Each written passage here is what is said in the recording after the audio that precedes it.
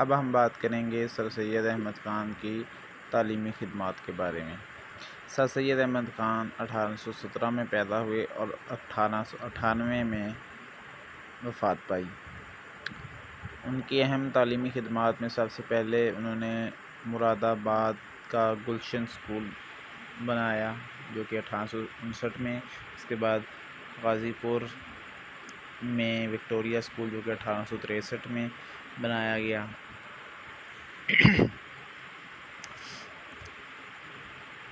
ان اسکولوں کا بنیادی طور پہ بنانے کا ان کا مقصد یہ تھا کیونکہ جنگ آزادی کے بعد جو ہے انگریزوں نے مسلمانوں کے ساتھ کافی برا سلوک کیا تھا، کیونکہ وہ اس جنگ کا ذمہ دار ان کو سمجھتے تھے، اور دوسری طرف جو مسلمان ہیں وہ انگریزوں سے بہت زیادہ خائف تھے، تو وہ ان کی زبان بالکل نہیں پڑھنا چاہتے تھے۔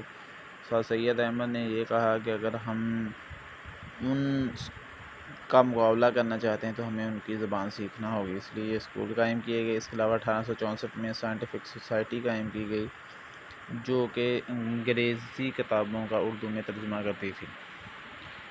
اس کے بعد 1870 میں رسالہ تہذیب الاخلاق انہوں نے جاری کیا، بلکہ جو کہ منتھلی طور پہ پبلش ہوتا ہے۔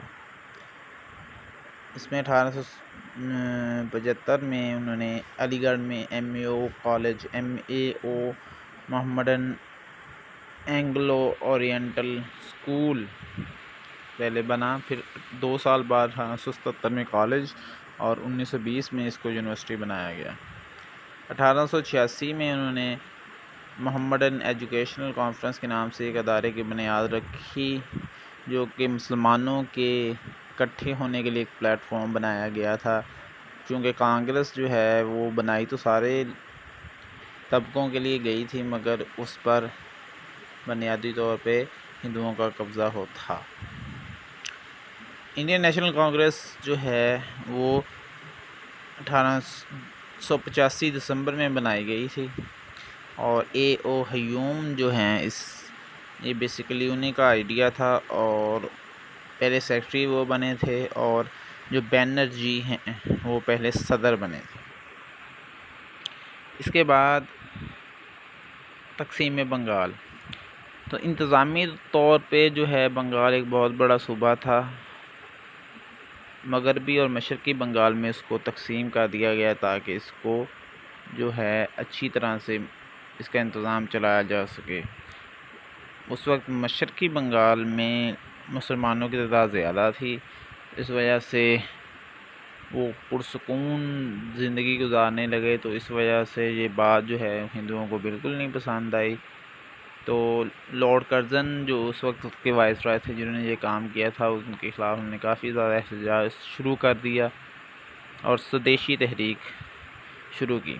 سودیشی تحریک میں انہوں نے ان چیزوں کا بنیادی طور پہ بائیکاٹ کیا جو کہ برطانیہ سے منگوائی جاتی تھی یا درآمد کی جاتی تھیں، اور اس سے حکومت پر دباؤ جو ہے بہت زیادہ بڑھ گیا تھا۔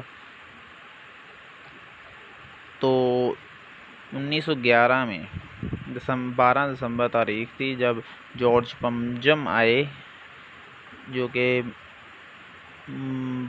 ملک برطانیہ کے اس وقت کے بادشاہ تھے، تو انہوں نے آگے کلکتہ میں اس کی منسوخی کا اعلان کیا۔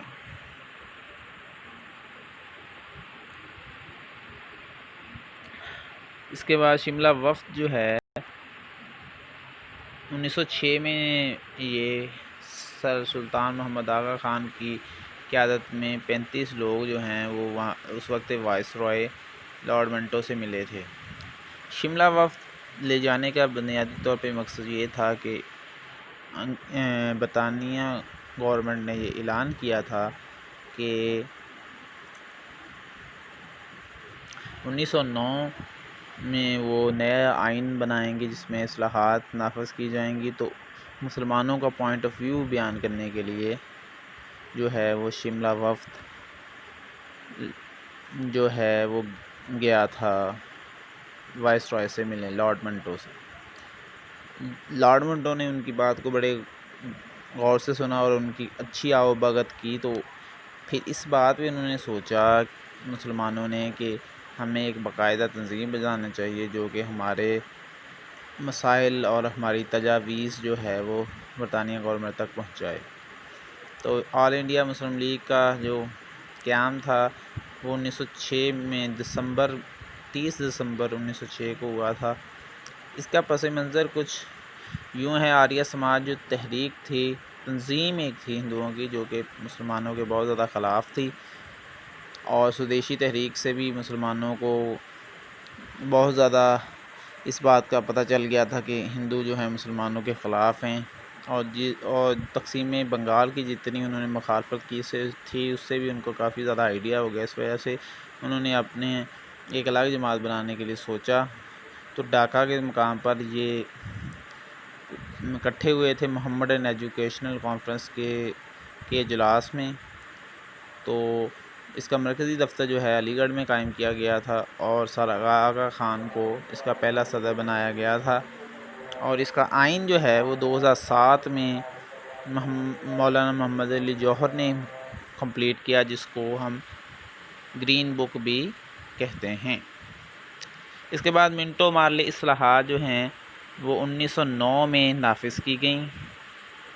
منٹو اور مارلے دو لوگوں کے نام ہیں۔ منٹو جو ہے لارڈ منٹو اس وقت کے وائس رائے تھے، اور مارلے جو ہے اس وقت کے وزیر ہند تھے۔ برطانوی پارلیمنٹ نے دو بندوں کو بنیادی طور پہ کنٹرول دیا ہوا تھا ہندوستان کا۔ پہلے وزیر ہند ہوتا تھا جو کہ لندن میں بیٹھ کر کابینہ میں شامل ہوتا تھا اور ہندوستان کے متعلقہ فیصلوں میں حصہ لیتا تھا، جبکہ جو وائس رائے ہے وہ انتظامی کام جو ہے سنبھالتا تھا اور ہندوستان میں ہوتا تھا۔ تو یہ منٹو مارلے اصلاحات جو ہیں اس میں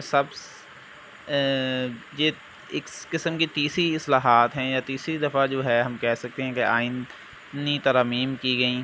سب سے پہلے انڈین کونسل ایکٹ 1861 اور 1892 دو دفعہ پہلے بھی ہو چکے تھے۔ ان منٹو مارلے اصلاحات میں جو سب سے اہم بات مسلمانوں کے لیے تھی کہ ان کا جداگانہ انتخاب کا اصول مان لیا گیا، جس میں یہ کہا گیا کہ مسلمان جو ہیں جن کی مخصوص نشستیں جو ہوگی ان پر صرف مسلمان لیڈر کھڑے ہوں گے اور ان کو مسلمان لوگ ہی ووٹ دے سکتے ہیں۔ قائد اعظم نے 1913 میں مسلم لیگ میں شمولیت حاصل کی، اور یہ جو ہے مولانا محمد علی جوہر کے کہنے پہ وہ مسلم لیگ میں شامل ہوئے تھے۔ قائد اعظم 1906 سے کانگریس کے بھی رکن تھے، اور 1913 سے 1920 تک دونوں جماعتوں کے رکن رہے۔ 1920 میں انہوں نے کانگریس سے استعفیٰ دے دیا تھا۔